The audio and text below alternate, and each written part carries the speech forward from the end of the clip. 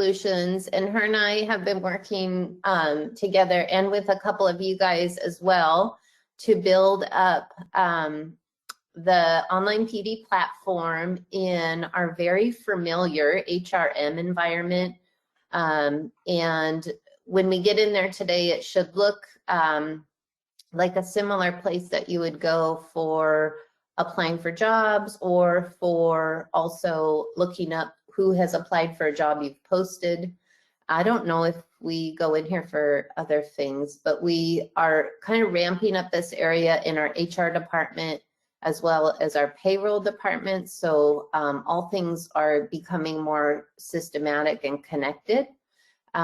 So I just want to start by saying this is I'm just having a moment right now, and this is an exciting day for me because, as many of you have known when you sit in TNL meetings with me the last 5 years, several times I've said, wouldn't it be cool if we got an online PD platform?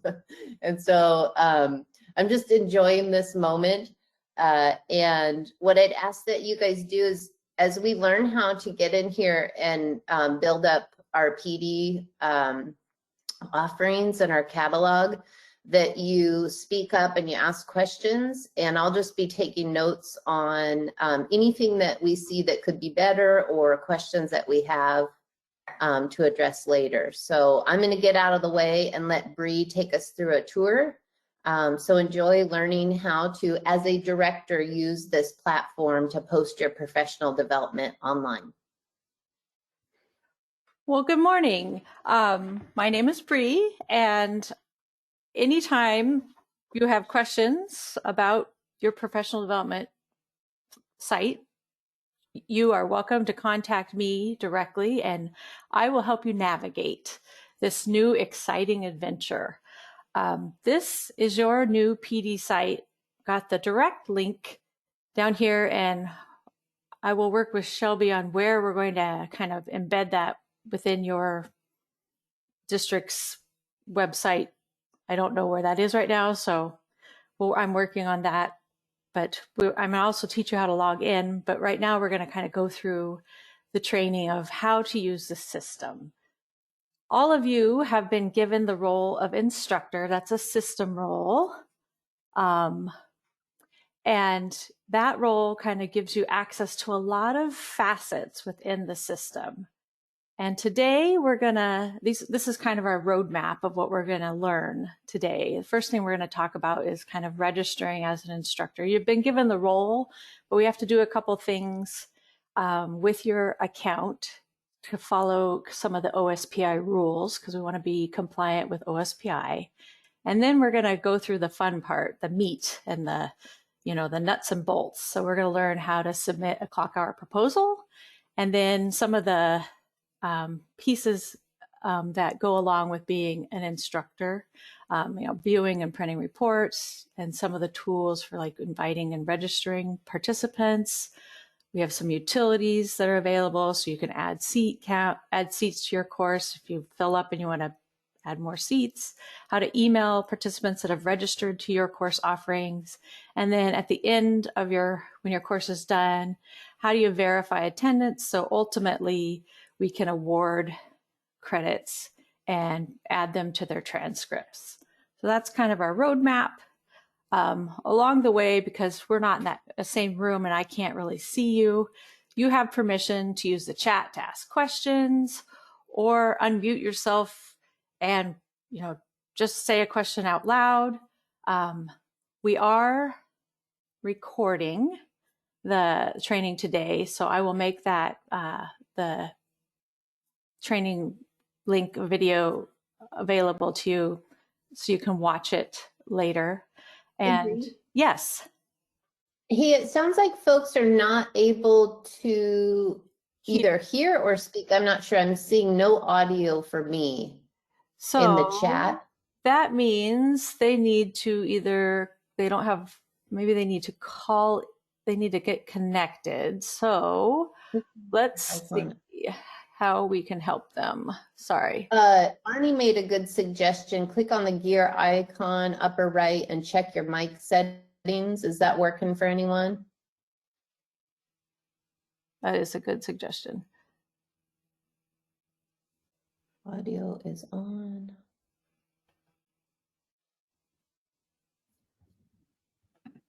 Did that work for anyone? Aaron, Pam, Julie, you guys said you don't have audio. Did that work?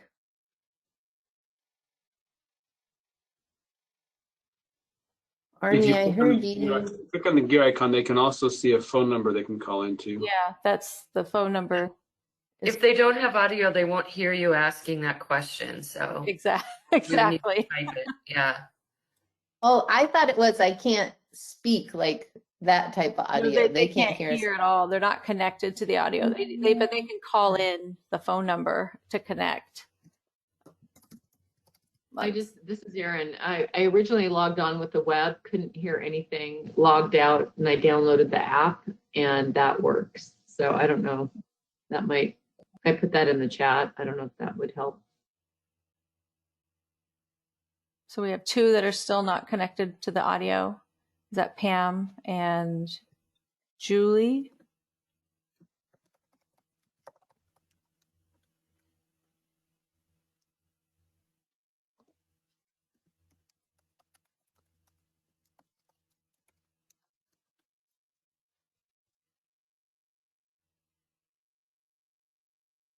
Well, good thing you're recording. Yeah.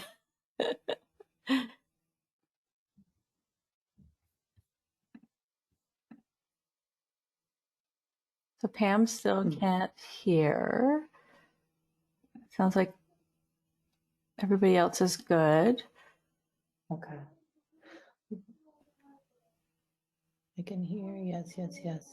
Let's keep moving and then I'll work with Pam on the side here. All right. Thank you for doing that. All right. So let's move along. All right. So I'm going to show you everything.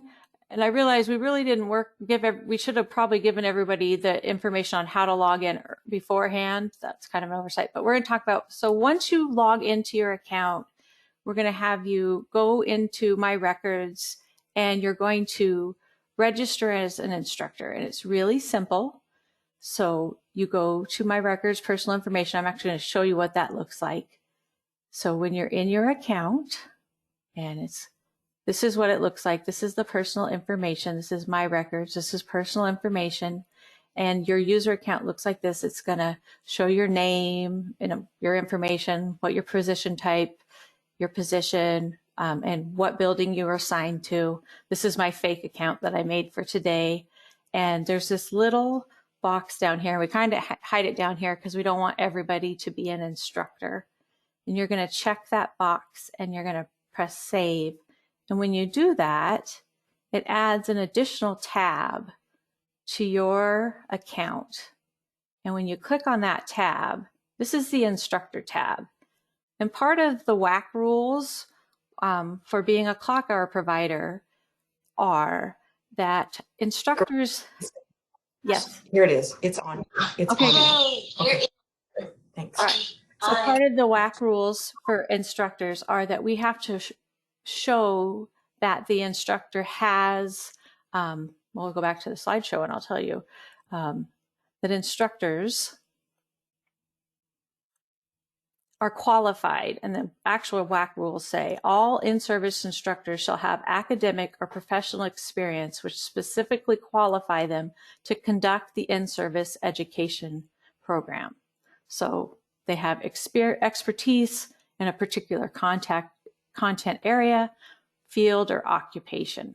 So the way we do that and the way we hold everybody accountable and we stay compliant is by filling out information on this tab in the system.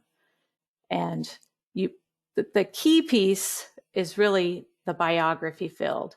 If you didn't fill anything else out, but if you type information in here and save it, that is your compliance within the WAC rules. If you only fill that out and press save, it'll give you a little error saying you must fill all this out. But ultimately, that is all you need to be compliant with the state. And I put a little note on your page. It says, list your academic or professional experience which specifically qualifies you to be an instructor. The other fields on this page are really simple. If you want to fill them out from the drop-down, you can select areas of expertise. It's a drop-down field. They're really simple. If you don't, it's a list. If you think there's things that we missed that we should add to the list, let us know. Instructional preferences, they're going to be things like, do I want to teach to my it's more for my group, grade level, things like that. And then audience preferences, online classes, or more in-person teaching experiences. And that just helps you as a district kind of know a little bit more about your instructors. So that's the first little hurdle step with kind of managing instructors, so we keep the state happy if we were ever to get audited. Okay, now the fun part. Submitting those clock hour proposals. When you're in the system, you'll have that little main menu. You're going to navigate to the course request tab. It looks like this. So here I am. I go to the system and I navigate to course request. When you first get here, there'll be nothing listed because this is your course request tab, and it's going to hold all the courses that you personally create and request. All right. This menu, to begin, you're going to press the Add button. And a couple things to remember. All courses have to be approved by your clock hour committee. And the things that the clock hour committee needs to pay special attention to when they approve courses, they're going to look at the date of the course, the number of clock hours being offered. They need to review the objectives, the program agenda, the instructor, and their qualifications. And then how does that course relate to the clock hour standards? Any questions? That's hopefully pretty self-explanatory. So when you press that little add button, there's that little green add button, a screen opens. And on that screen are fields that you fill out. The ones in red are the mandatory fields. And they're pretty self-explanatory. The first few are the ones we get questions out about. The very first one, it's going to ask you course request type, and that's asking you what type of course this is. It's either going to be a single session where you meet one time and you're done, or a multiple session course where you're going to meet over a couple dates. So you select that, and then you're going to assign your course to a category. And we've given you a couple different categories to choose from. And we may over time add some more. So right now you've got is this administrative? Is this a CTE course? Is this special ed? Is this teaching and learning? So these are kind of broad umbrellas that the course would fit under. And then you assign it a school year. So what school year does this currently belong to? You'll see there's some other years. You're like, well, those are past. And the reason you see these is the professional development system shares a database with your job system and your employees record system that HR uses. So it all shares some common database sets. And so there's already years of data in the past that already live there. So that's why there's school years dates already established. You're going to create a title, assign a location, give your course a description, a start date and end date. The registration closing date is the last day that people can register for your course. The system will assign the evaluation end date.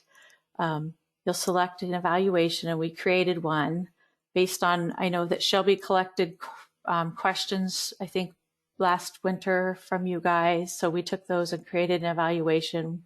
We can over time, or last fall, sorry, I was guessing. We can create more evaluation forms over time. We might want to, or you might decide to change your evaluation. That's fine. We can work together to do that.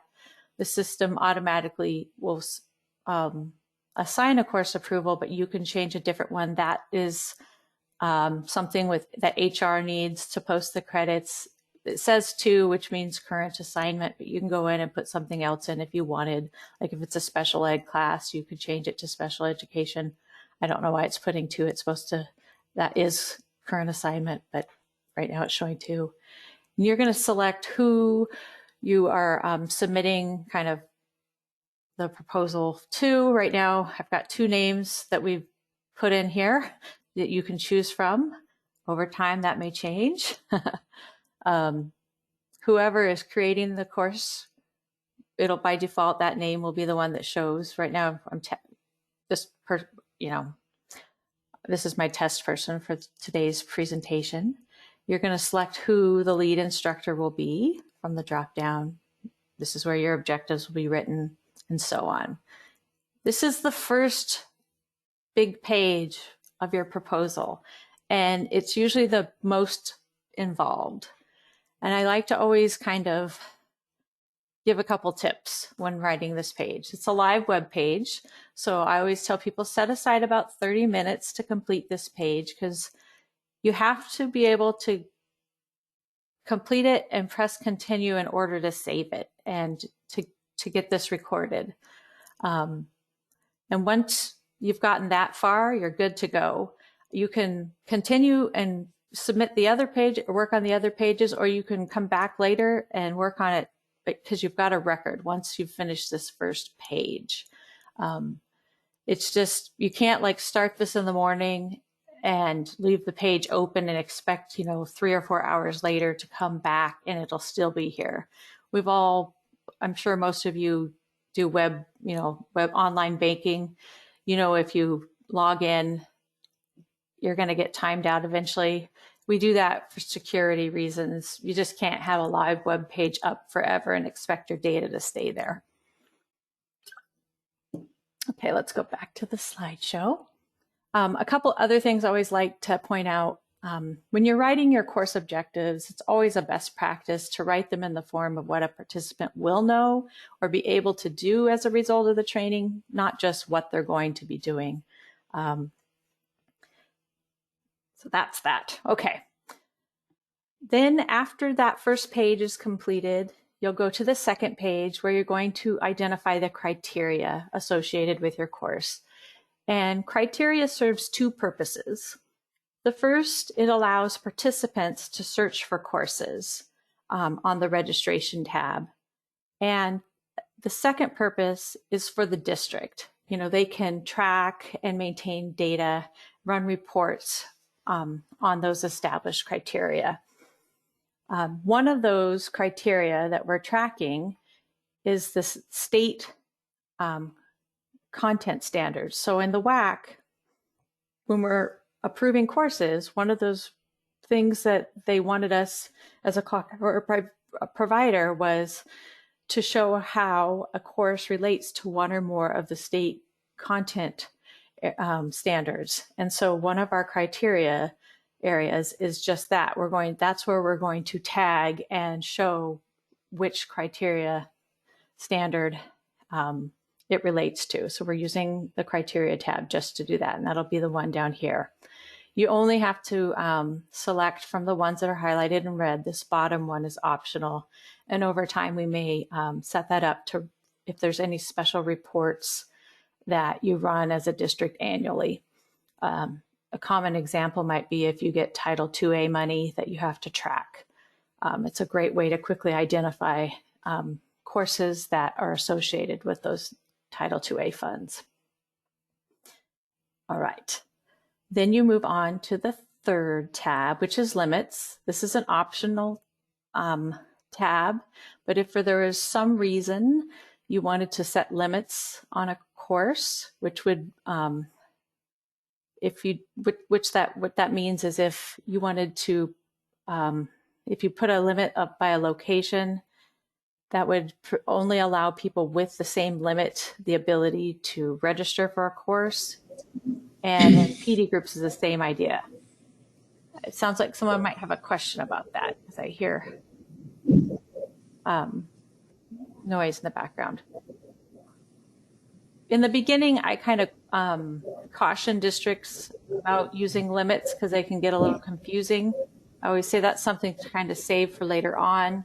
A better option is to maybe in the course title say this course is limited to this audience, because the actual limit feature can get confusing. But we can have a conversation maybe about that individually if people are interested in limits. Credits. This is the next kind of critical tab. This is where you establish your credit hours available for the course. So you're going to start by pressing that add button, and this screen opens. And you're going to, from the drop down, select your credit type. Your options are clock hours or non-clock hours for the rare occasion that you want to offer something other than clock hours. And then in the next field, you're going to put in the number of hours. Credits are synonymous with hours.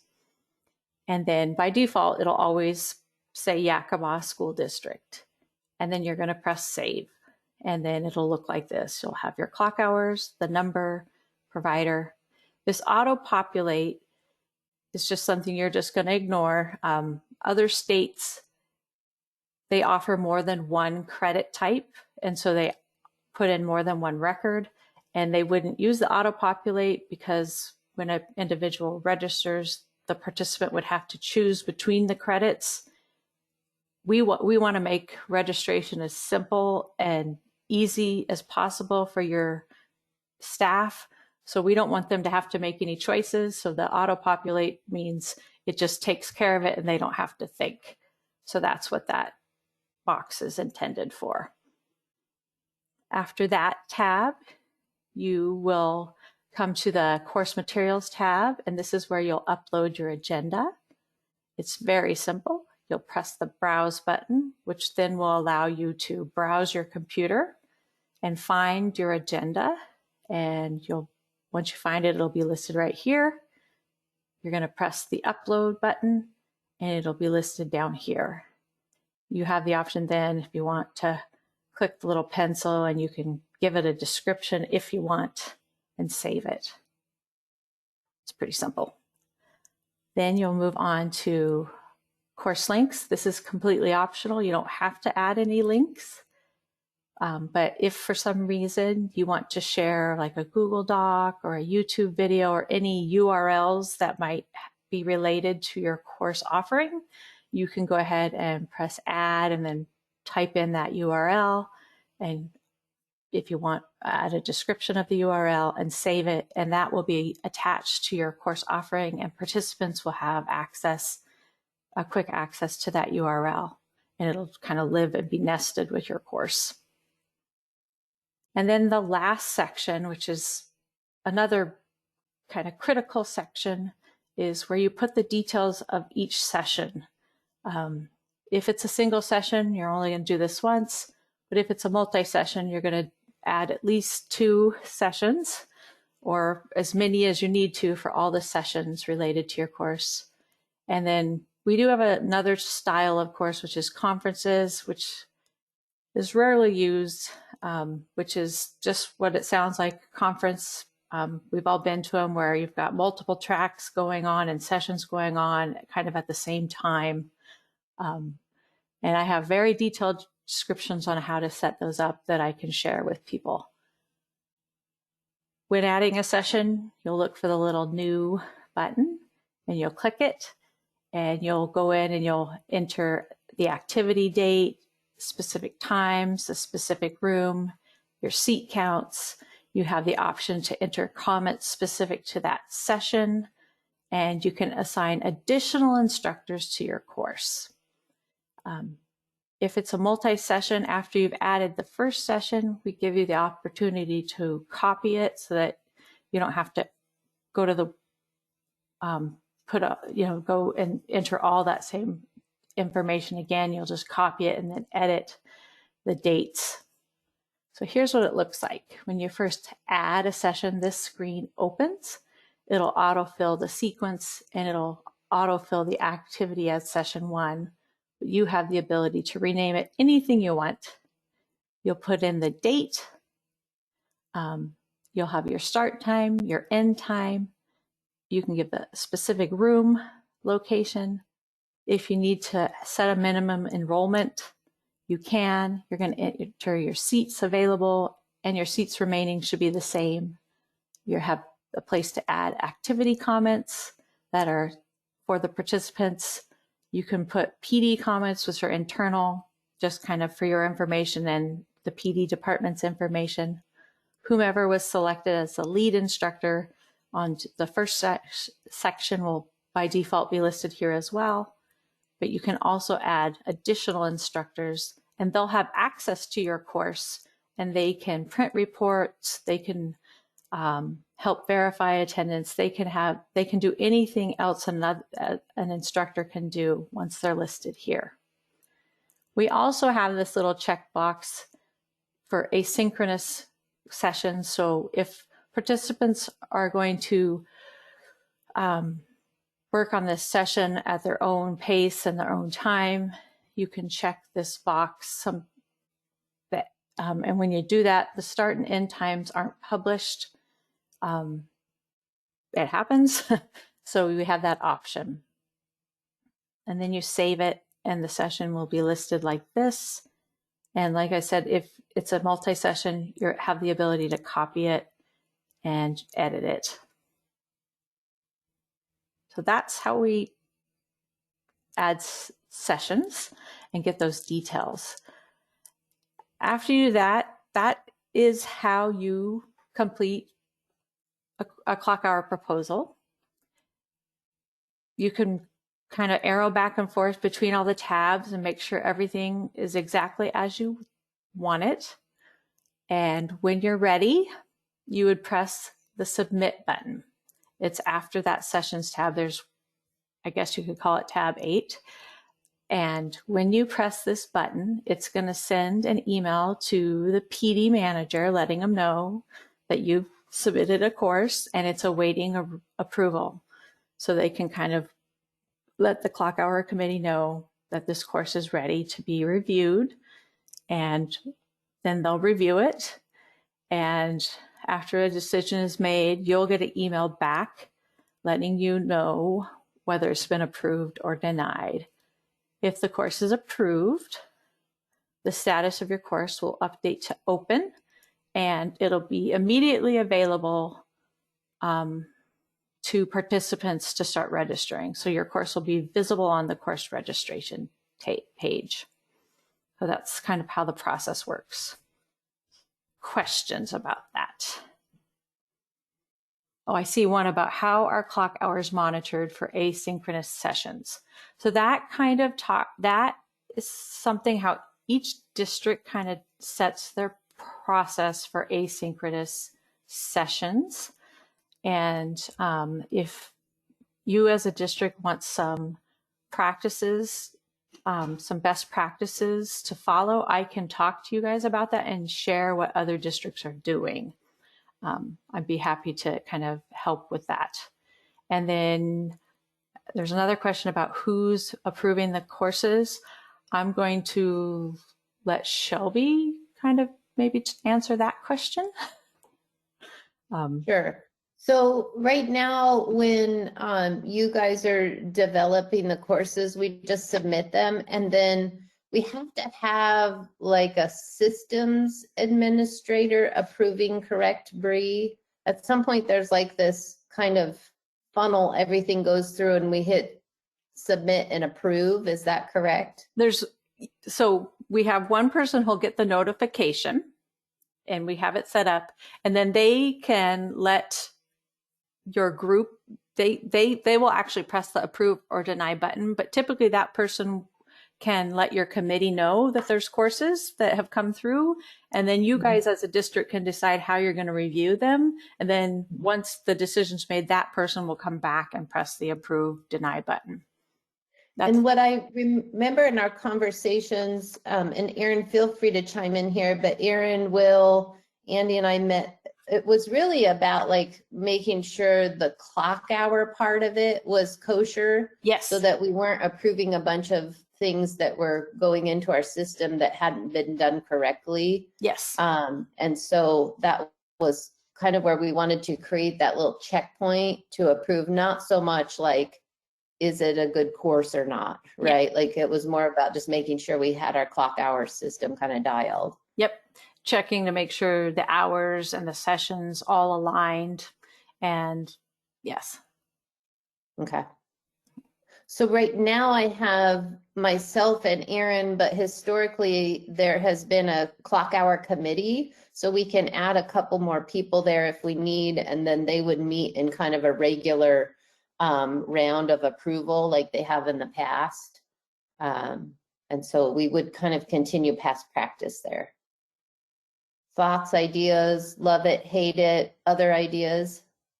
Well, and currently, when a clock hour gets submitted through the ESD system, I'm the first level of approval, and then it goes to the ESD where there are 2 additional levels.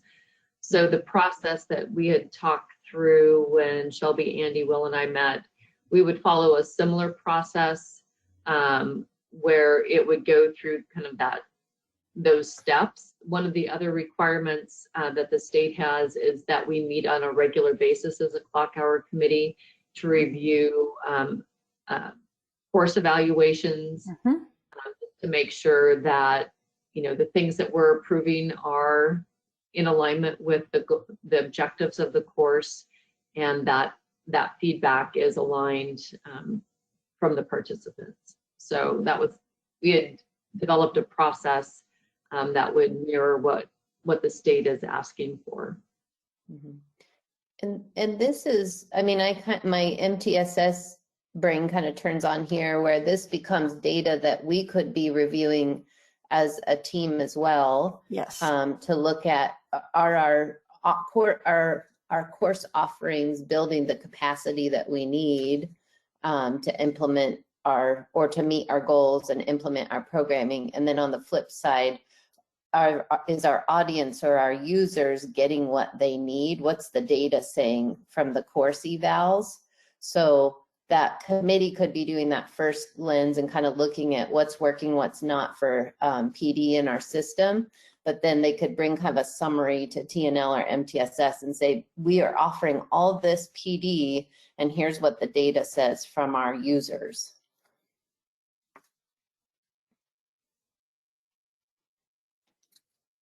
I love it when I hear districts actually taking the time to look at their evaluation data and using that to drive their course offerings.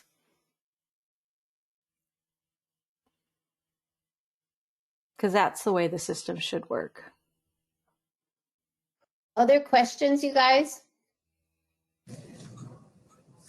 Hi, Bree, this is Pam Onsing, and I had a question. I don't know if it's possible to do it in this program, but is there a way back toward the beginning that could add a field that so that when a course is offered, that instructors also have to include, you know, its alignment to the strategic plan that the district has, so that at the end of the year, whenever we do our end of year reports, we can kind of total that up and we can see, you know, how much of our professional development has been aligned to the different goals of our strategic plan. And then a way to track the total number of professional development that we offer for certificated, for classified, and for administrative staff.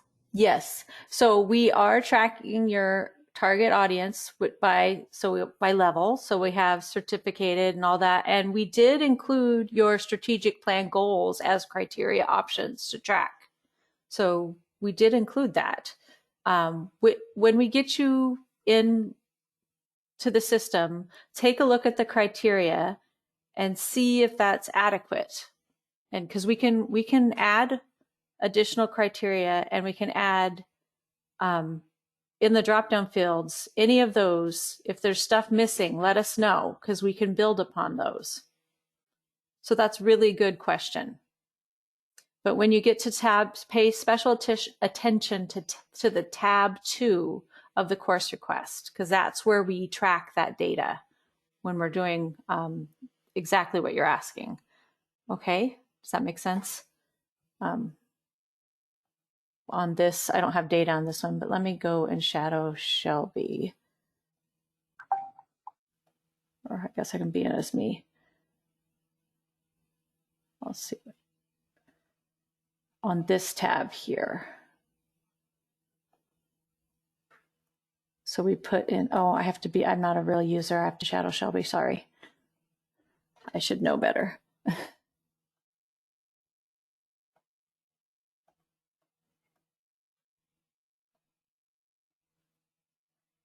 But yes, that is the data. We can track that exactly. So we did capture that we were going to track your strategic goals. So you can tag those on your on your courses, and then these are the different audiences that we were planning to. So we kind of pull reports of who the courses were designed for, and we kind of broke it down a little more by like not just certs and admin, but even a little more by groups within that. So look at those lists, and if you think we've missed some of the categories, let us know, because we can add additional items to that list, if that helps. If I can add, this is Tally Garcia. If I can add a little bit more to that too, because our transitional bilingual program, we're required by law to offer PD for our district. And so I saw that there were some tabs that said special ed, CTE, and I can't remember what else was there. I would recommend if we could add, I don't know if that's the spot to add it or not, but add where we can place our multilingual learners. Yeah. So take a look when you go in and create a course, look at the different areas and see where you think they would best fit. And we can have a conversation if you don't see it, where we should put it. And we can talk about where we think it should be added, and we can make sure that we're capturing that. Because this is your guys's system, and we want to make sure that we are capturing the correct data, especially if you have to track it. We want to make sure we're capturing it. Okay. That would be helpful, because then I would be able to pull that data up really quickly and be able to submit it to OSPI. Exactly. That'd be wonderful. Yeah, and right now is the time to set it up before we get rolling, rather than after the fact trying to go back and add it. So yes, please. And if I can have individual conversations with anybody later, so we can kind of work together if need be. Okay? But these are really, really good questions. Okay, kind of get back to, all right, so other questions about submitting the courses.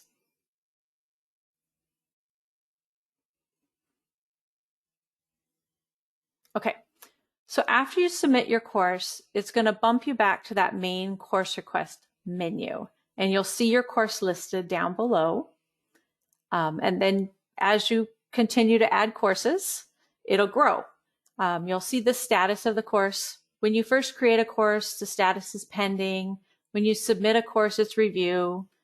If it's approved, it becomes open. If for some reason it was denied, it would be denied. Typically, a course would get denied because you didn't submit it in time. Or for some weird reason, it just didn't align. But I thought we'd really quickly kind of talk about what the grid means, some of the things in the grid mean. After you submit a course, you'll get a little pencil here, and that's how you can go back, or after you create a course, let me rephrase that. You get this little pencil here next to your course. That's the edit button. So you can open that record and go back and make edits. And that's, you click on it, it opens the record up, and you can go and get back to the different tabs. Like, especially when it's pending, you can go back in and finish your request. So that's the purpose of the pencil. You can filter and search for courses by any of these columns, because over time that list gets long and you might end up with multiple pages of courses and you need to find a course. So you can, that's why we give you the ability to search and filter. This info button, this is actually a little PDF report, and you can actually click on that icon and it opens a report. It's called the course detail report, and it takes all that data that you entered into your course request, your clock hour proposal, and it kind of puts it in a neat little report format. And this is just the top portion of it. There's actually multiple pages. So, you know, it has the title, the description, your objectives, and all that lovely stuff in report format. And that same report is visible on the course registration screen. It's visible once a participant registers, it shows up in their records. And on that same report are the links if you were to add course links like to a YouTube video or any URLs. It also has the agenda embedded into it. So that's where all that data gets stored and saved with the course. And that's how our participant accesses those items when they need them. We've got a copy feature. So I created a course. I'm going to offer an identical offering maybe a month later, rather than going through and typing everything out again, because it can be a little labor intensive. I have the option just to copy it, then press the edit button, open it up, and change the little details that might be different, like the dates. So we want to try to create some efficiencies. So that's what the copy button is intended for. If an icon shows up in this wait column, that indicates that there's a wait list. Your course filled up, all the seats were taken. So you can go and run a report and actually see who's on your wait list in the reports menu. This little icon is a quick shortcut to see who is registered for your course. You open it, you click on it, you can get a little report. It shows all who's registered for each session of your particular course. So that's a quick overview of the course request information screen. All right, so moving on. Couple other quick considerations around clock hours. I always just like to point out, because I like to keep us compliant with the state. The minimum time was dropped down to an hour in August of 2019, which makes it really nice for us, because it gives us a lot more flexibility. You know, it used to be 3 hours. But a big one that I always like to point out is clock hours may not be issued retroactively. So approval for a course by the clock hour committee must happen prior to the course. So you have to get in your proposals ahead of time. So plan accordingly. The other thing is, you know, participants are supposed to register prior to the course, and we have to keep record of this. It makes it really easy when you have a system like this, and that you need to keep participant lists. Well, the system does that for you. Makes it really easy. And that contents and objectives of the course must relate to those content standards. I always bring those up. And here's a quick slide that shows you those standards. But we won't spend a lot of time on that. Okay. Since you have the instructor role, you have access to the instructor tab. And that's where we're going to kind of focus the rest of the of our time together, kind of going over the instructor tab and the tools that are in that tab. And their purpose is to help you manage your professional development courses. If you hover over the instructor tab, you'll be able to see all those menu items. So here's the instructor tab, and nested under that are these different menu items. Okay. We go back to the first one we're going to talk about is the reports menu. Okay. And this is where, as you can run various reports for each of your PD offerings. And one of the most common would be an attendance roster. So if you have a course, when it's time to offer your course, you can go ahead and print an attendance roster for it. You'll also see there are a lot of other reports available to you, like an evaluation summary. So after your course is complete and participants start to fill out the evaluation, I always encourage instructors to go back and look at the feedback from the evaluation. It's anonymous because everything gets compiled into a summary format, but it's valuable to take the time to look at that and to review that feedback, because it helps us as an instructor to kind of help us be reflective and see what we might change if we were to offer that course again, and what we might, need to modify. Okay, but currently on your site, you have 2 attendance rosters, and I may get feedback from you guys on what to change or if we need to add additional rosters. I have a couple districts that have like 5, so note that that's an option. We have a multi-session roster, and the way you use this menu is you pick the school year that course is associated with, and then you find your course and you press preview. And the roster opens and it looks something like this. The way a multi-session roster works is you would pencil in the date of the session here, and then the number of hours that session was here or met for, and you would do that for each of the sessions. And then participants would initial the sessions they attended. And then down here, you would total up the hours. That's kind of how it works. And I make a note, if someone doesn't attend a session, I always cross through the line. So if they come to the next one, they don't try to go backfill and initial themselves in and try to get credit for a session they didn't attend. This just from past experience, but this is an example of a sign-in sheet. This may change because I really haven't had a chance to talk to Shelby about sign-in sheets. A single session sign-in sheet is similar, except for you actually have to pick the session. You can also use a single session sign-in sheet for a multiple session course. The only odd thing is it puts the total clock hours in, where this is 6 hours for the course, but not necessarily for the session. So if you're going to use it for individual sessions, you might want to cross that out and put the actual hours for the session instead of the course, because right now the system doesn't differentiate hours by session, but we are working on an update that will change that. And on this clock hour, or on this report, participants would put their full signature instead of initials. Right. Yes, you can download this PDF. Yes.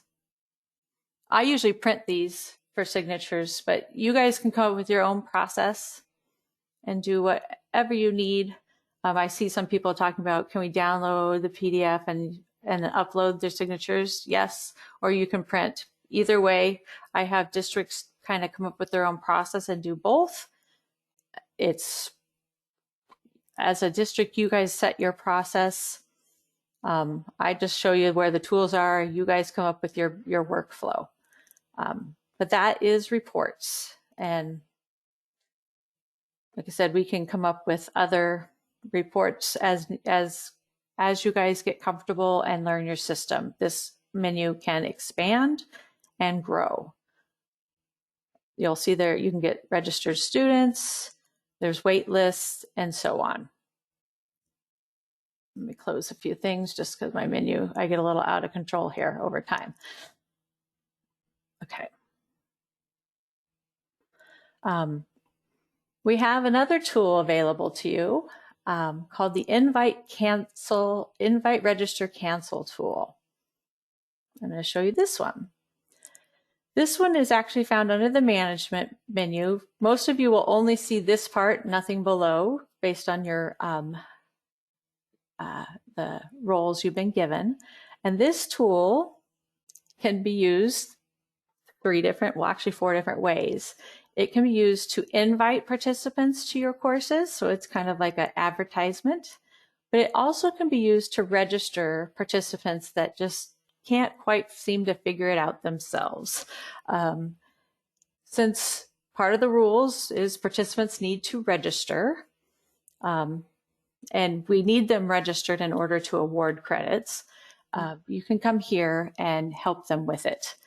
So the way this tool works is you're going to select the radio button option of what you want to do. So if you're registering someone, you're going to select register, and then you're going to find your course. And if you want to put them in the course entirely, you're going to select all sessions, and you're going to select the credits. And then you're going to go to continue, where you're going to find the participant that you want to put in the course.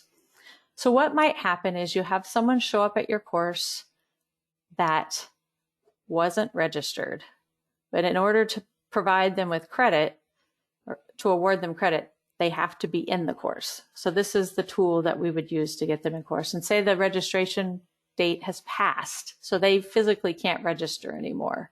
This is how we add them. You have multiple options for finding and adding people, but if it's just one person you're looking for, the easiest way to do it is to go and start typing and finding their name. And then you can verify here, yep, that's the right person, and you would register them. If you didn't want them to get the confirmation email, you could check the no mailbox first before you pressed register. If for some reason you selected the wrong person, you could press delete, return back to the select user screen, and go and find the right person.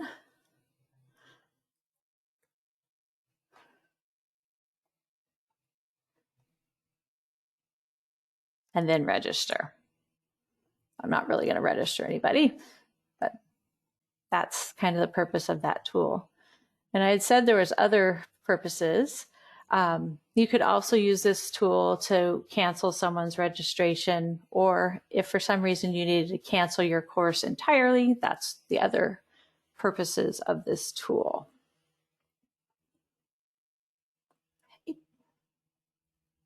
That's invite, register, cancel. Instructors have another tool called Course Utilities. And this is a tool you can use to add seats to your course. So let's say you had a course and it was really, really popular, and you ended up with a wait list. And you decided that you wanted to increase seats in your course and invite those people that were on the wait list into your course. A lot of people think, well, I'll just go back to my course request and change the number of seats on the sessions tab. You never want to do it that way, because you want the system to send out emails and to run a process. So whenever, after you've created your course and the course is open for enrollment, anytime you want to change seats, you want to do it through a utility. So we want to go to actual course utilities, which is under that instructor's menu, and we select seats. And kind of, you'll see the theme here. You find your course, and you always have to, you would do this for each session, and it'll tell you how many seats total in the course and how many remaining. This one doesn't have a wait list, but let's say it did. Let's say it said -5. Let's say I have 150 seats and I have -5 seats, and I want to include those people in the course now. I would now set my course to, I could set it to 155 seats, and it would add those -5 people, and I'd have 0 seats when I'm done. And by doing that, what would happen is it would take those 5 people on the wait list, it would move them into the course, it would send them an email letting them know that they've been moved off the wait list into the course, and would do all that fancy math. I wouldn't have to think, and it would just take care of everything. So it's always important to use the utilities, if that makes any sense. Hopefully it does. But you want the system to initiate a process and to kind of take care of stuff for you. So we always want to use the utility in the background, if that makes sense. But we do have the ability to have the system just take care of the business by using course seats. If I just wanted to up the seats because I wanted to up the seats and say I wanted to go from 150 seats to 200 seats, I could do that too. I'd just type in 200 here, course seats, and then when I press save seats, my new total would be 200 and my remaining would be 198. So 198 seats after I press save. And then I'd want to repeat that for session 2. So that's the idea behind course utilities and seat counts. I know this is a lot, but I am going to leave you with instructions. So, and another tool that you have at your disposal is, well, first I'll show you this. Each instructor has what is called the course attendance and email menu. And this menu is kind of a listing of all your courses, and it's just, let's just go there because I'm rambling. So you'll have under the instructors menu is the course attendance email menu. It's right here. And over time, it'll get large, but this is where all your courses live that you've submitted proposals for, and they'll have the status. And like the course request menu, you'll be able to sort and find your courses. This actually can also be courses that you are the additional instructor of. So I misspoke when I said it's ones you've submitted, but these are just courses that you are associated with. From this menu, you'll be able to send emails to participants and verify the attendance. You'll notice that that info button and that course detail report are also available here. That registration, registered participant report is available here. And if there's a wait list, you'll see that data here. So it's kind of consistent and look like the course request menu. The big difference is you'll have these 2 other options. If you wanted to send an email to all the participants registered to your course, it's really simple. You click the email button and you can come here and you can type in your subject, and you can come in and type an email, the body of your email. Down here, it's going to list the number of people enrolled in your course, so you'll know how many people are going to receive the email. We give you an option here. If you click on it, that'll load in the title of your course, the course number. It also puts the start date and the location of the course. You know, if you don't want some of that, you can remove it. You can, you have all that option. You can use that because sometimes, you don't want to type all that, but we have that so you can load it in there. And once you have your message set and ready to go, you can send it. So that's how you email participants. The other thing that's important, but let's kind of go over before we get to it, is verifying attendance.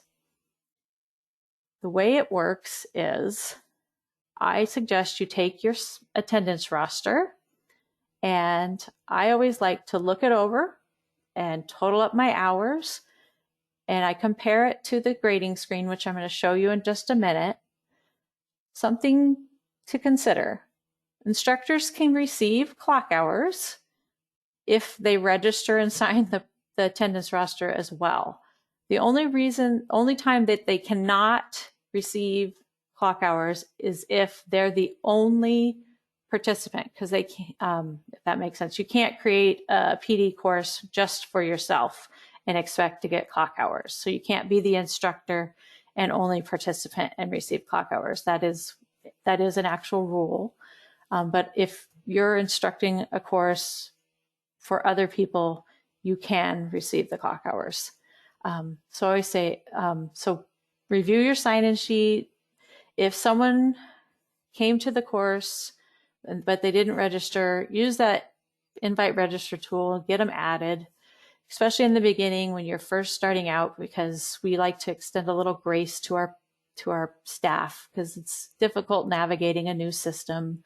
They get confused. They don't quite know how to log in yet. So we want to help get them across the finish line and help them be successful. I always like to review everything for accuracy, check my hours and everything.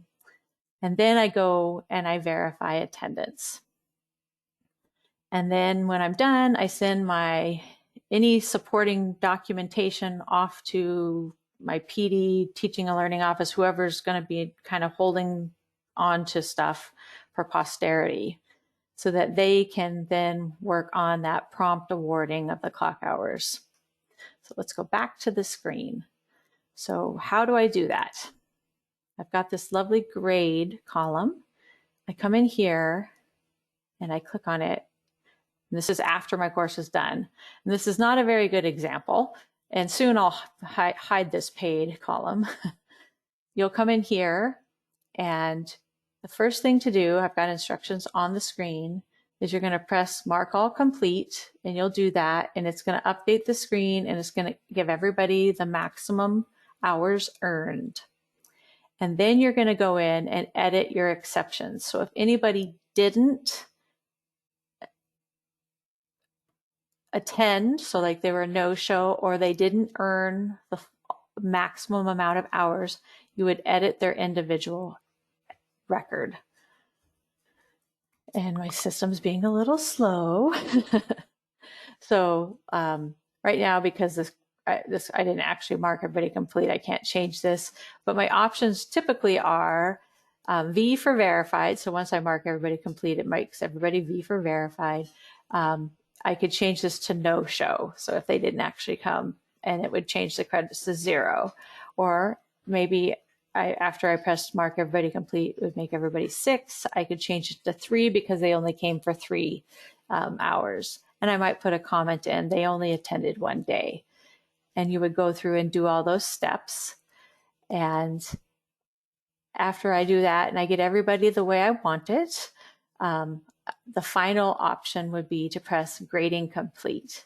And what happens when I press grading complete is it sends an email to all the participants letting them know that attendance has been verified and the credits and attendance have been verified, and that if they have not completed their course evaluation, that they need to please do so. It also sends an email to the PD manager letting them know that you, the instructor, have verified attendance, and kind of letting them know to be on the lookout for that documentation, the course documentation. Because then once they receive it, they're going to double check the work, because we really want 2 sets of eyes on everything. You've gone through and you've done stuff, and they're just going to double check, because awarding clock hours is serious business. We just want to make sure that there's no errors. And that's what happens, if that makes sense. Okay. Hey, Bree. Yeah. Hey, I think we're at our threshold. Well, and we're done. So Okay, good. I wondered if we could do a play session and kind of get in there. yes. That's So- your next step. Yes. So I was going to kind of tell everybody how to log in, if that works. 'Cause Perfect. I'm kind of done talking. So at the beginning of the slideshow, I listed let me go back to the beginning. The URL. It's right down here. And your login is whatever your login is at the jobs. Hey, Bree, can you cut and paste that in the chat? Yes, I'm going to. Thank I'm you. going to do it this way. It's quicker.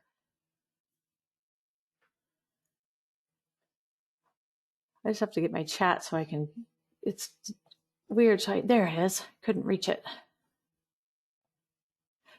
And your login, it's whatever your job's login is, but if I can look people up and I don't know your password, but it can send it to you. if that makes sense. But I can look anybody's up if they don't know their email. It's your email address that is whatever's in use in jobs. I don't know if it got changed to your Yakima one. I would try your Yakima email address, but it might be your old Yakima email address. It hasn't been updated, if that makes sense. Because some of them are still Yakima schools, not the shorter email address.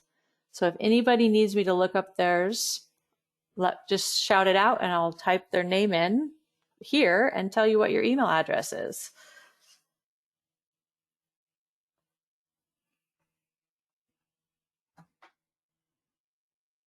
And I'm going to pause the recording because we don't need all this part in there. No. Hey, Bree, how do we get these updated to YSD7 emails? Because that YakimaSchools.org is getting pretty dated. All they have to do is once they log, well, actually, they should be able to update it. If not, I will update it for them because I can do it. Yeah, I think more than one person is going to have that as an issue. So if you could do a whole systems update, that'd be awesome. Well, I have to do them one at a time. So, Oh, that yeah. doesn't seem very efficient. No, because usually people log in and they can just update them, but I don't know if HR has them locked out or not. So I don't know what settings HR has done to stuff. Does that make sense? So should I contact HR about it? No, we can explore today. And Okay. with your instructors and stuff, I can fix them. I just hadn't looked at it because I hadn't thought about it till right now. Does that make sense? Because I just now looked at the list and was like, huh.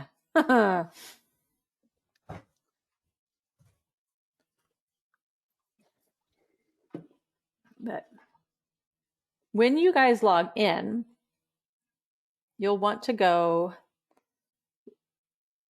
well, they might need help logging in because it'll take them here and that's where we'll want to get them updated. Why is your district organization looking funny? I have to talk to Dave. He's been updating things. Okay, so Danny's having a hard time. Okay, Danny, let me look you up.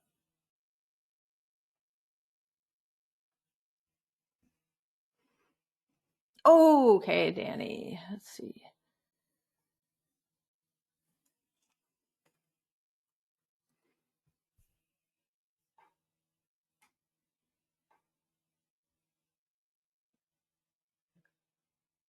Oh, yours is with your Gmail, Danny. Yeah, because you had 2 accounts.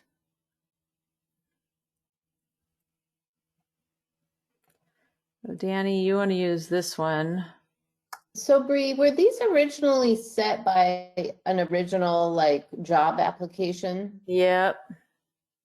Okay. We'll get them cleaned So up. we'll want to go back in and reset these to YSD7 for everyone if we can. I'll fix them for everybody. So try and remember when you first applied to Yakima School District and how you might have logged in, or how you log in when you go to review your applicants for a job position. So when you go under that management tab, remember when you go to look to see who applied for your jobs you posted? That's your login. Okay. Let's see. And that's the disadvantage of saved passwords and usernames is you never have to worry about remembering it. well, I can help reset things. I know. We'll get this figured out. This is what when I woke up in the middle of the night last night in a panic going, this could be our problem. But I can reset everybody's email and passwords, just so you know. And once we reset them, then you'll use this, whatever we set it for here on the jobs. It transfers between the two. Who else? And Kelly Riddle needs help. I'm just going to give you your passwords and then I'll know our emails and then we can work on if we have to reset. If you put these emails into the send password, or if you enter this, it'll send you your password. Does that make sense? I'll give you the email to have it send you the password. Okay, Arnie found his. Who else needs? But I'll get you guys all. I'll let Kelly, did you get yours? Arnie said he found his under another email. Poor guy. We'll get yours fixed to your Yakima 7 or whatever it is. I know what it should be, but I'll get them. Pam, did you find yours? Okay. Can you look up Pam real quick? What's And then Pam's last see if I name? got it. Ansing, ANSINGH. And then we'll get in there and play. All right. Oh, she's a Gmail is what hers is under. So when you guys do get in there, start thinking about next steps for you as a director, how you are going to start inputting your PD, and really us as a team, how we're going to start talking about PD, right? So historically, we would just start doing PD, and then we would bump into each other oftentimes, and principals would say, do you know you both scheduled PD on the same day and you guys are kind of driving us nuts? So I'm kind of putting it out there to you guys to think about, how do you want to get in a room and make sure that we're not bumping into each other. There have been times when we did physically get in a room and map out some of our big stuff, like our big three, like we just went through. We've identified some big three PD priorities as a TNL team: the units of instruction, the inquiry cycles, the dual language, that really have to be out there for folks and building capacity around. And then all the other things need to kind of move around those big three. But be thinking about that from a TNL lens. And Rob, I don't know if you want to chime in, if there's a TNL meeting or a work session we need to do as a TNL to kind of map out some of that stuff before people start building in here. Thoughts, ideas, you guys? I think it would help. This is Erin. I think it would help if we got in a room and at least identified our summer dates, taking a look at what we know is required, the windows that we have to offer PD, and then make sure that, especially at elementary, that we're not in conflict with the same groups. Okay. Okay, so summer, hash those out. What else? So 105.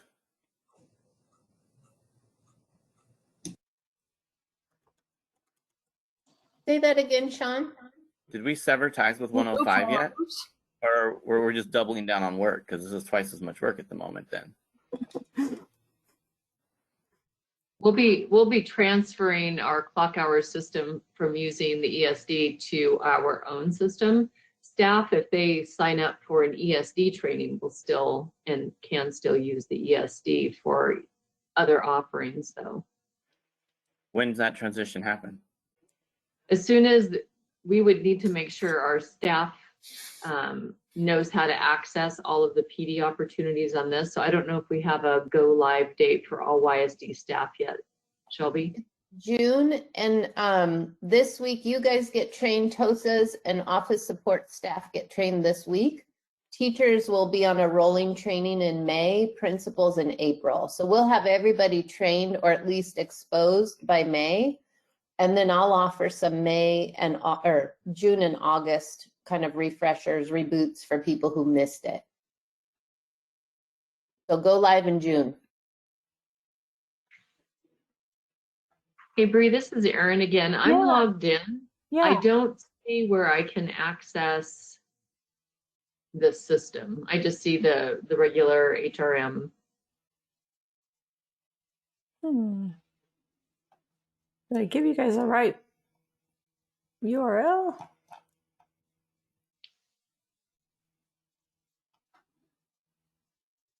You don't see it like anything like this? Let me try refreshing.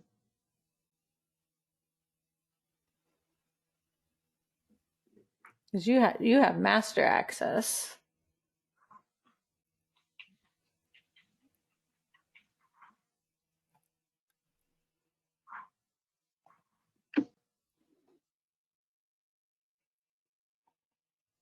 will it not be accessible through our regular HRM, or is it just because it's not live yet?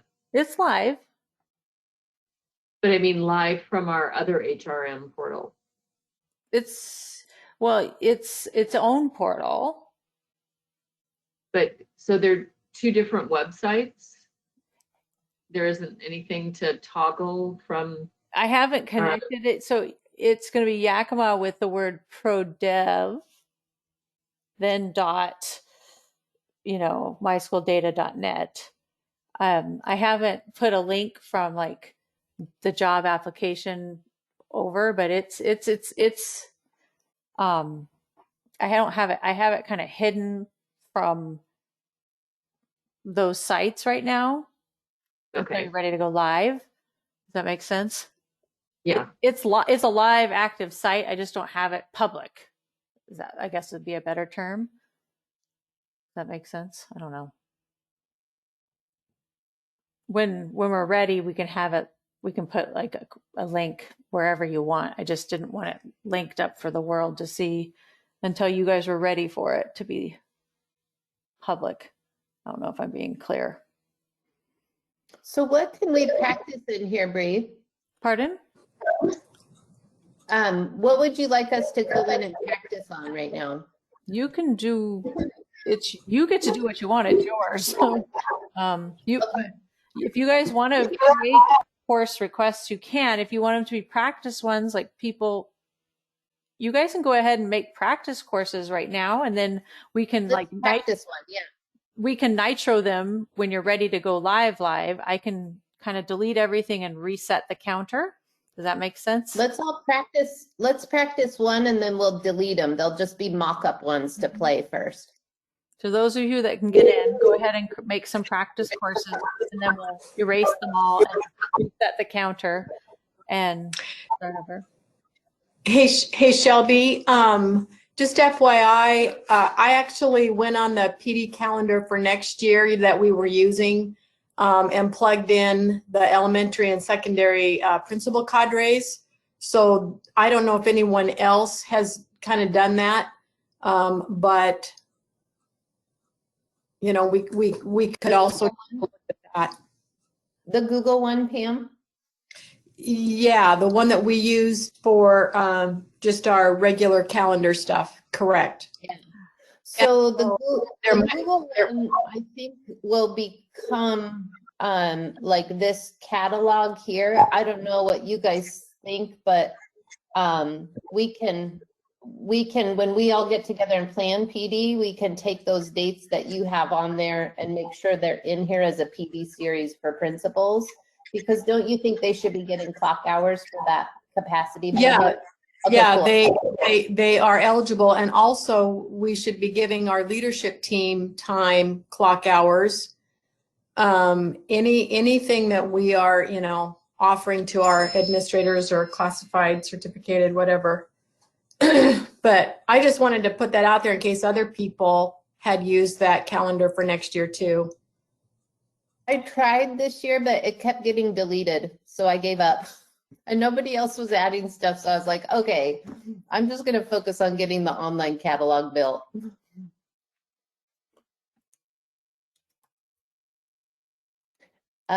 Bree, do you see the SLA request over there in the chat? Yes, and I just replied to the wrong person because I forgot that I was on a private, not everyone. So yes, I will add it. I am not good with chatting and looking at things at the same time. Usually I have a helper. Yes, I'll add it. I'm trying to get Arnie's password reset, but I can't find the account. I can't find his account yet. So yes. Okay. So we're going to go in. Can you just model again how to get in and do a practice course request so each director can do one attempt, and then we'll wrap it up for today. Okay. And I'm going to send you the PowerPoint if you'll share it with everybody so they have that. And one thing I did want to point, okay, so when you log in, you want to go to the course request tab. And I can't hear Danielle trying to talk. She just chatted. Okay. So when you log in, navigate to the course request tab. So that's this one right here. And to add a new course request, you're going to press add. Okay, thank you, Arnie. I'll get you taken care of. And then here is what that screen looks like. So that's where you're going to start. I'm in as me and I don't really belong. That's why you're seeing numbers. So, and you're going to pick your course type. So single session, multi-session. For now, you're going to ignore conference.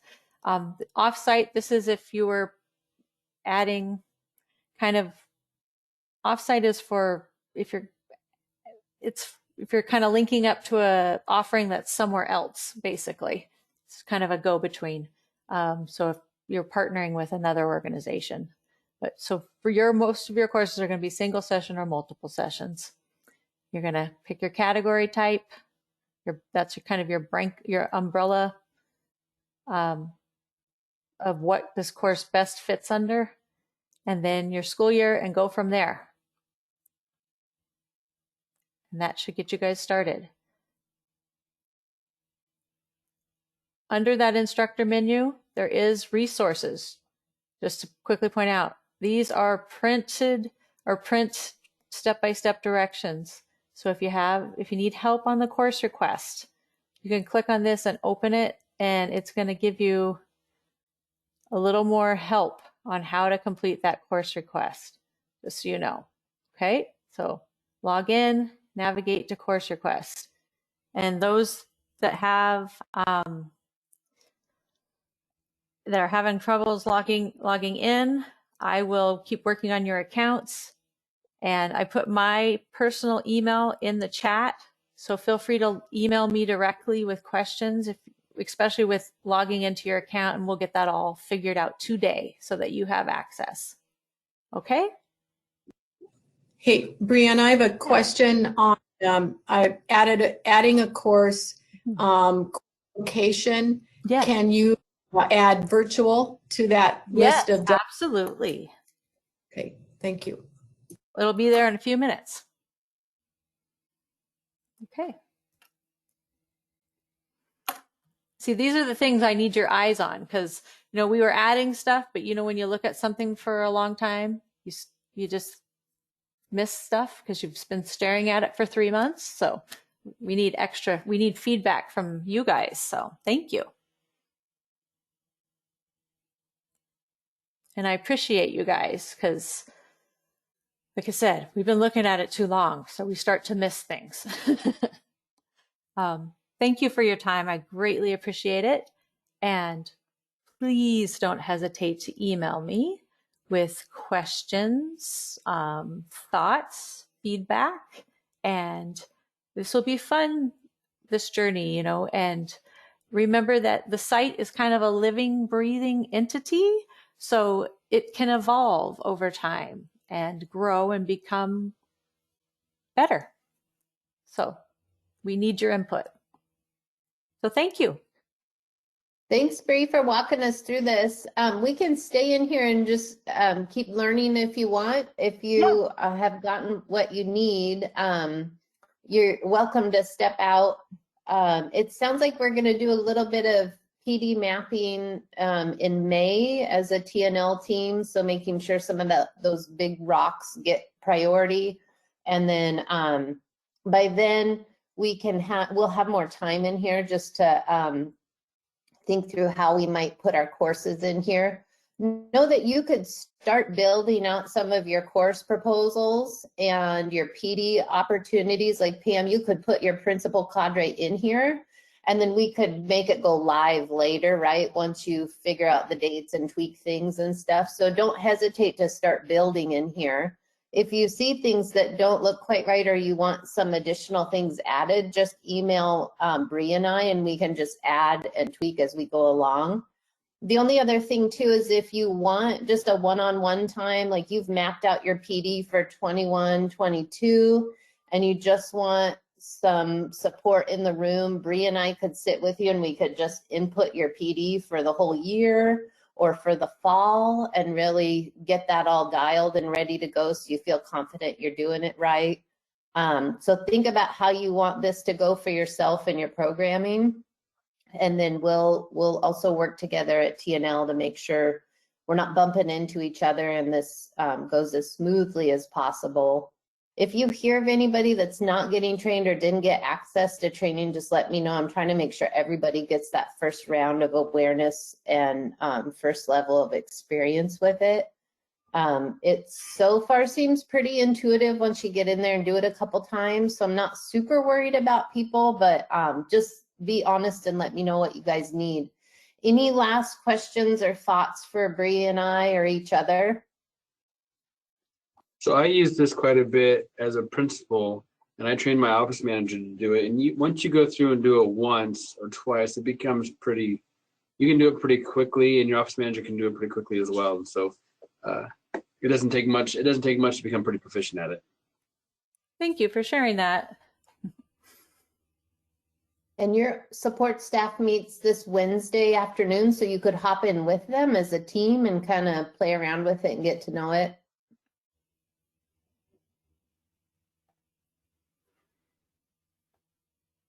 Okay, anything else, you guys? Okay.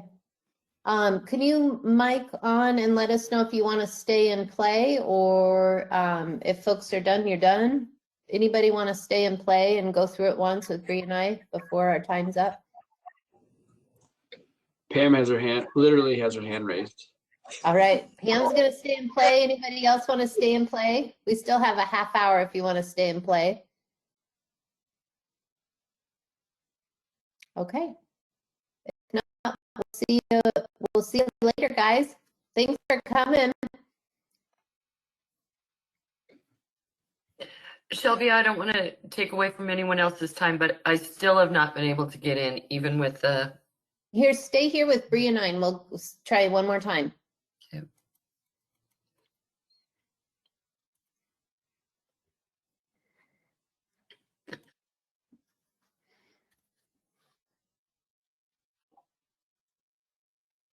I know, and Danielle's been having a hard time. She got on the jobs portal, but I wonder if she went to the wrong URL.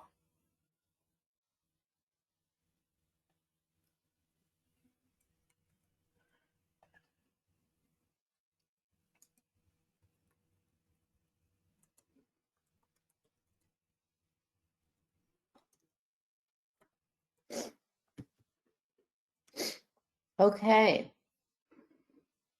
All right. Danielle. And then Joni needs help getting in there, Bree. I don't know if you have other ideas for her. Yeah, let's see what, let me think here. I'm just gonna look at her account real quick. Okay. I have to help Arnie too. I type faster than the screen refreshes, you know? Oh, you got locked out. Danielle's in. Yay. Oh, yay! That makes me happy. Okay, and Joan got locked out, so that's why she's not getting her password. But Okay. let's try that here. Joni, try again. Try to see if it'll send you your password now, because I unlocked your account. Oh, and Talia needs help too. Telly, you're having trouble signing in? It's sending my password. Thank you. Oh, good. Yeah. I spelled that wrong. Yeah, there's a little bit of lag on this screen, and if I make a typo, then it's all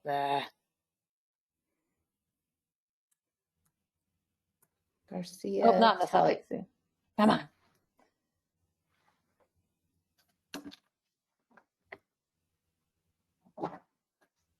Let's see. Okay, Talia, you have your MSN email.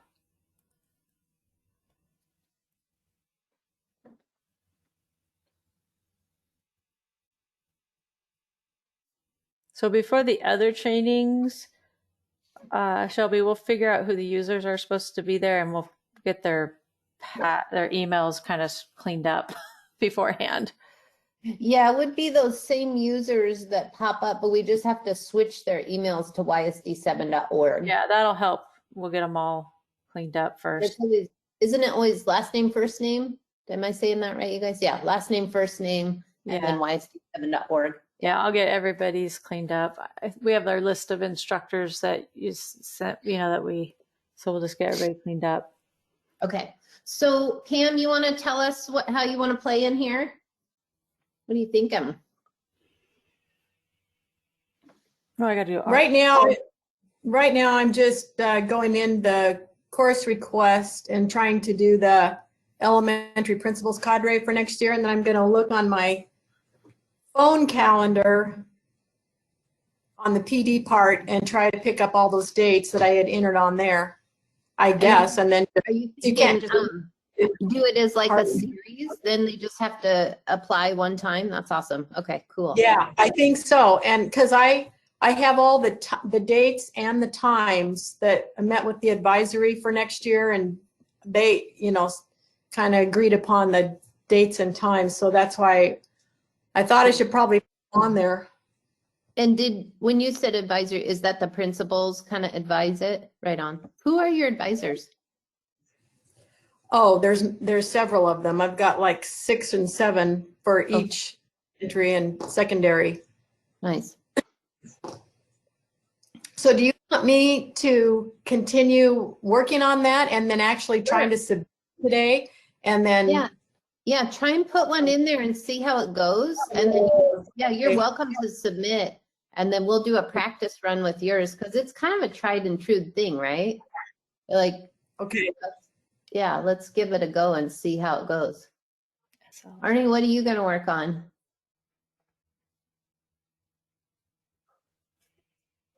When I got to add SLA to which one was it we're adding for Erin? Content focus. Content focus. Yeah, sorry. I got to do that before I forget. You know what I mean? Yeah. Arnie, have you used this one before? The PD part of this one? Yeah, a little bit. Some of the districts I worked with, I did get, Bree, I did get the reset email now, so I should good. Okay, good. And you should be able to log in now. Yeah, I think I just saw you updating my profile on it, and it worked now. Oh, good. And then we'll get I can change your email to your Yakima one later today for you. I won't do it while you're working on this. Will it just generate me an email that just says I'll email you after I do it and let you know that I updated you. That's what I'll do with everybody. Just let them know that you'll now log in with this email. What will the just use the send password feature? It'll be the same password that you got today. I won't change your password. Okay. Whatever one you just received, it's going to stay that same password. Unless you want to update it, I can show you how. No, I'll figure that out. That's fine. Okay. Yeah, because I won't mess with that piece. Unless you want me to, you can always say, will you update? Because I can reset anybody's password if they need it reset. But we're going to try to keep it simple-ish. Okay, and I saw that Erin wanted building specific. So wanted some things changed or additional things added. So I'm going to try to do those real quick before I forget, because I don't want to lose anything. Shelby, I'm looking for, like, if I was going to put a course in, and I don't, like, you go to the criteria search and then the category, and really it'd be nice to have multilingual or something where I can click on the category, because that have many other subgroups, like your dual language group. It will have your supportive mainstream, your shelter teachers. It would have a variety of things. So if we could.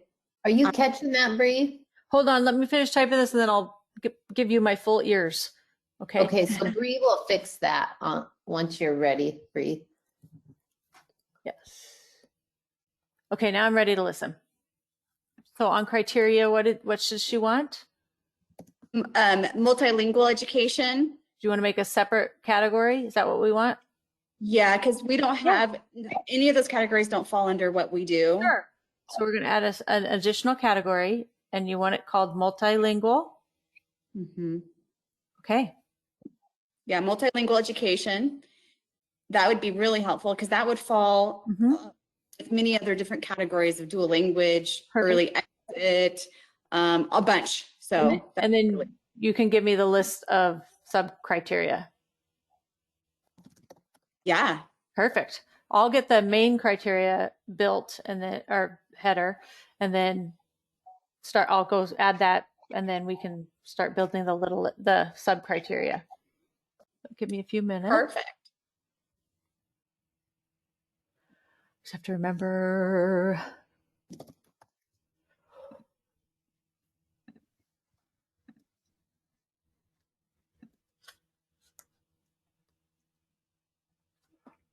Now I've got to spell it correct or spell correctly. I can never spell. Oops. It's product criteria when I have people watching me. It's not lame, but it's true. Hey, Shelby. Mm-hmm. Can I upload an evaluation form to use? Can I upload an evaluation form? If you send it to me, I'll build it for you. So Okay. here's the one thing to think about with eval forms. Remember that there's kind of a goal with these at the end of the day or quarterly or twice a year. Well, okay, so more frequently the committee, the clock hour committee has to legally review. Right, yeah. Right, Yep. and then quarterly or every half year or yearly, TNL will want to look at that data. So if we start adding a bunch of eval forms, we won't have really clean data to look at. You could add an eval form, but just say you're going to have to fill out both principles, our district one, and then an additional like or something. I don't really want to do that. I was just trying to get one that really kind of applied more to the work that we're going to be doing in there. I used to lead these committees over in Kent, and we met like quarterly, you know, for classified or certificated or admin. And I do understand that, but I know that sometimes the eval form doesn't give you the information that you really want. Right. I was just wondering if I could, you know, you could just say maybe at the end of the series or quarterly, you have them do the district one, but at the end of every meeting, you're having your kind of principal 3 questions or whatever, right? Something like that. Yeah. Or maybe at the end of the whole series. Let me take a look at this form and maybe it'll work. Let me take a look at it and see, because it might work. Yeah. Oh yeah, I think it could totally work. We just want to figure out how do we keep the integrity of that district data collection on evals, but then also make sure you can custom things, because I totally get that too, where you're like, well, I need to ask some really specific questions. Yeah. Okay. It might just All right. be reflection questions that you do at the end or something, or a constant survey that you're, or like 3 questions you always ask. I don't know. I don't know the questions. So, but I'm open to whatever.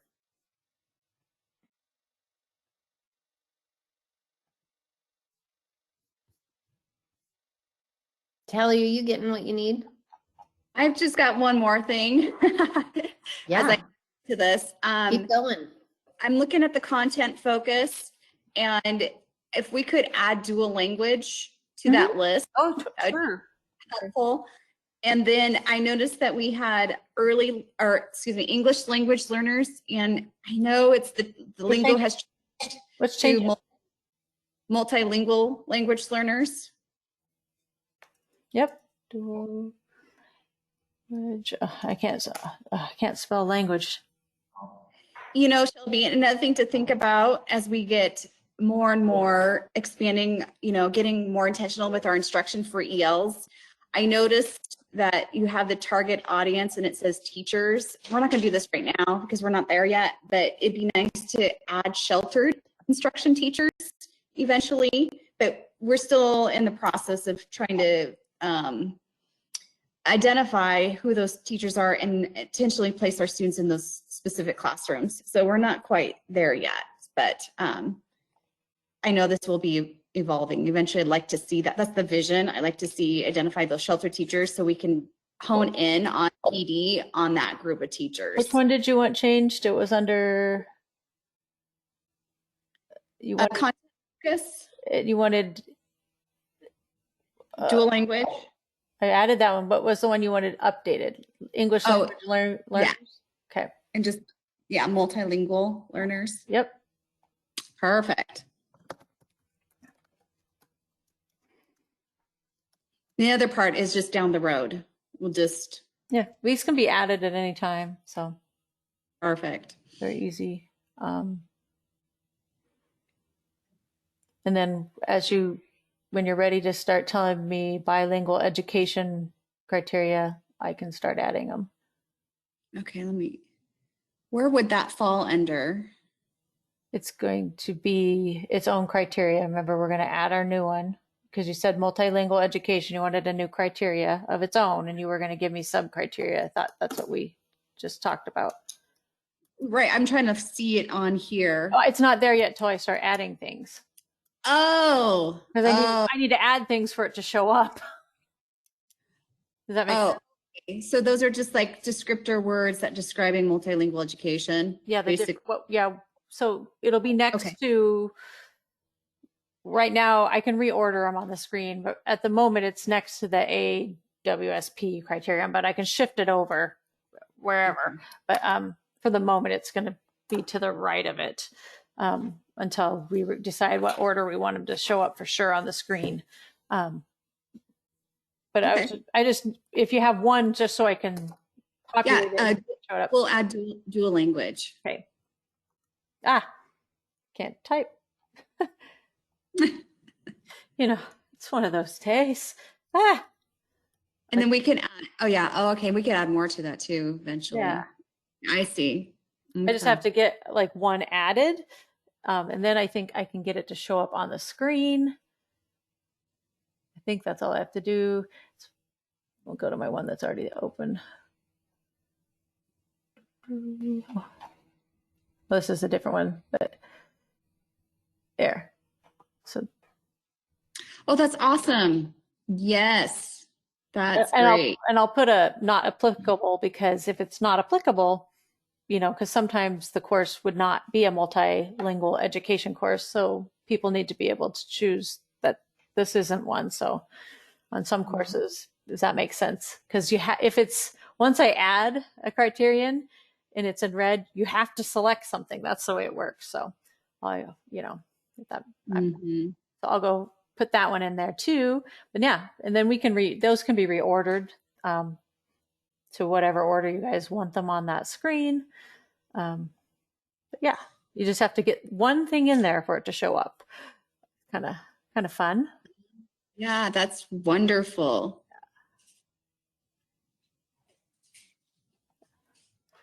And always put the not applicable on top because people can never find it if we don't.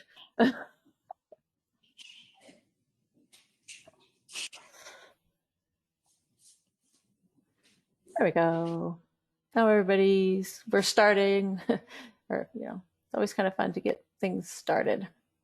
Yeah. Cool. Mm-hmm. Right.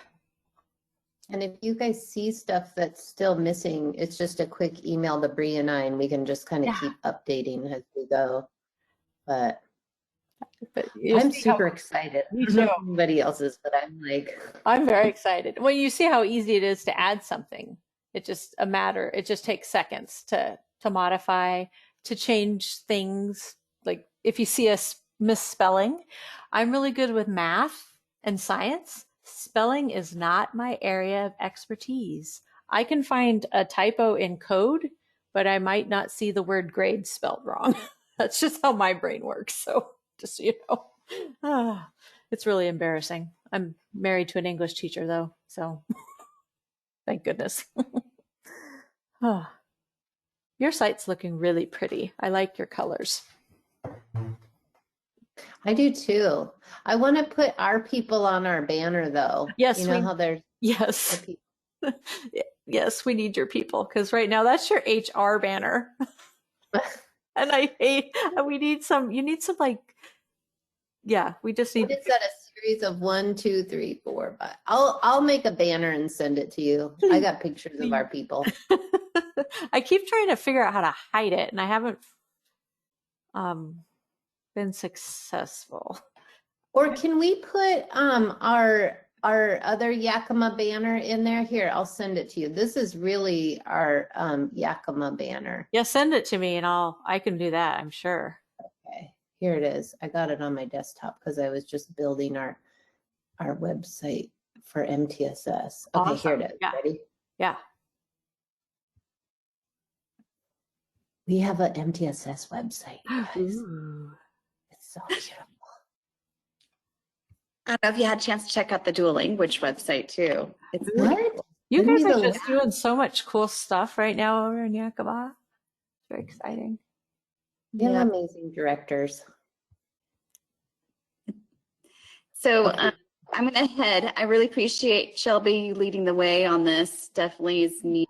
So I really appreciate getting us on board, and it's going to be amazing. She Yeah, has been I'm hard at excited. work. Yeah, we've been putting in some hours. It's happening. And yeah, just keep telling us what you need and we'll make it look really good for folks. And then I think we'll easily be able to go live in June if we just Oh. kind of keep getting back in there and playing. Oh yeah, Perfect. the system's ready. It's just now down to, it's those fine tuning Yeah. details. Okay. But it's fully Awesome. functional now. It's just getting you guys comfortable and all that fun stuff. So, thanks, Shelby. Kelly, we will. I'll All work right, on you that. guys. Thank you, Bree. Hey, thank you. And I'll get emails cleaned up. That'll be my afternoon project or Perfect. Okay. morning project, hopefully. Bye. And then will they get an email? Bye, Tally. Will they, Bree, can you send everybody an email that reminds them they got a new email in That's what I'm HRM doing. Plus? Well, what I'll do is once I update theirs, I'll send them an individual email saying, I updated your email to this. So now you'll log in with this email. Okay, cool. And then I just sent you the banner. Yeah, I just You got want it. to try and put it in there? Yeah, I'll work on that. I think I'm going to take a coffee break. Oh, okay. Awesome. I'm starting to get a headache. So I think it's because I didn't have any caffeine, that problem. Don't do that to yourself. Oh yeah. Well, I wasn't feeling good yesterday, so I didn't have caffeine yesterday and I haven't had it today. So it's time. It's time to open up those capillaries. Yes, it is. So I'm going to go. Pam, do you need anything else from us? I'm just going through it, Shelby, so it's gonna take me some time. I gotta get all those dates. Okay. Well, So can I just stay on here? Will I lose it in like 2 hours, or how long do I have?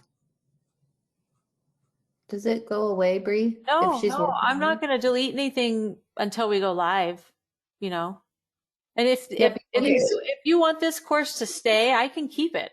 I won't. Yeah. If this one needs to stay because this is your actual course, I'll keep it. I won't delete it. Yeah, leave Okay. everything in there and let us play for a while. And then Bree, you and I will meet at the end of May and do a little clean Yeah. session Yeah. before it goes live. Thank you so much, you guys. Oh, you're welcome. I just wanted people to feel like if they wanted just to practice and not worry about stuff. But if this is something that you need to keep, we can keep it. So, Yeah. Okay. Well, I might as well just keep working on it Okay. till 11. Okay. yeah. Awesome. Thank you.